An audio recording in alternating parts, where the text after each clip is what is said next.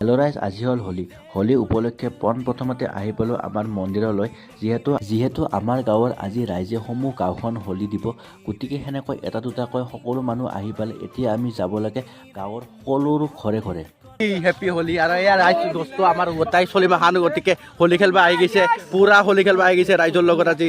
খোল তাল বাদ্যযন্ত্ৰৰে হোলীৰ গীত গাই আমি এতিয়া গৈ আছোঁ সকলোৰে ঘৰে ঘৰে। আৰু সেনেকৈ এতিয়া আমাৰ ঘৰতো আহিবৰ হ'ল আৰু আহিয়ে পালে সকলো ৰাইজ এতিয়া।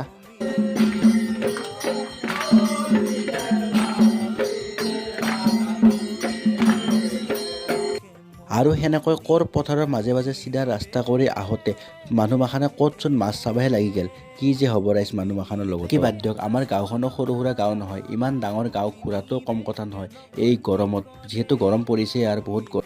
হাতে ৰছী টানি আছে পুৰা এই ৰাস্তাত। কেইটকা লৈ আছে মাইনা? মাইনা ব্লগ বনাই, মজা মজা ব্লগ।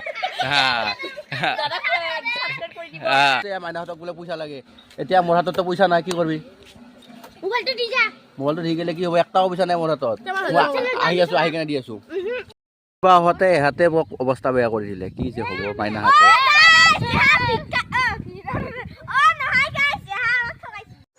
আৰু এইটো কুকুৰক চেলুট দিব লাগিব। এই কুকুৰটোৱে প্ৰায় আৰম্ভণিৰ পৰা শেষলৈকে ৰাইজৰ লগতে ঘূৰি আছে। আৰু এইটো ভিডিঅ' ইয়াতে সমাপ্ত কৰিছোঁ। যদি ভিডিঅ'টো চাই ভাল পালে লাইক কমেণ্ট কৰি দিব।